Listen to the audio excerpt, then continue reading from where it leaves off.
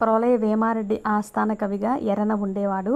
ఈయన రచనలు వచ్చేసరికి రామాయణాన్ని రచించాడు. హరివంశం అనే రచన ఎవరిదంటే ఎర్రనది.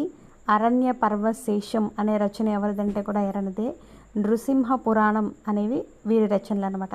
ఈయనకి 2 బిరుదులు ఉండేవి. శంభుదాసుడు, ప్రబంధ పరమేశ్వరుడు అనే బిరుదులతో ఈయన బాగా ప్రసిద్ధి పొందారు.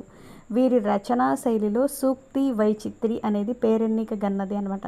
మనకి ఎగ్జామ్లో క్వశ్చన్ ఎలా అడుగుతారంటే సూక్తి వైచిత్రి అనే రచనా శైలి ఏ కవిది, నన్నయ్యదా, తిక్కనదా, ఎర్రనదా అని అడుగుతాడు. సూక్తి వైచిత్రి అనేది ఎర్రనది. ఈ పాఠం మహాభారతం అరణ్య పర్వంలోని 5వ ఆశ్వాసం నుండి, మహాభారతం ఎర్రన రచించినటువంటి మహాభారతంలో మళ్ళీ అందులో ఉన్నటువంటి 18 పర్వాల్లో అరణ్య పర్వంలో ఎన్నవ ఆశ్వాసం అంటే 5వ ఆశ్వాసం నుంచి ఇది స్వీకరించబడింది. దీని యొక్క ప్రక్రియ ఇతిహాసం. దాని గురించి నెక్స్ట్ వీడియోలో చూద్దాం.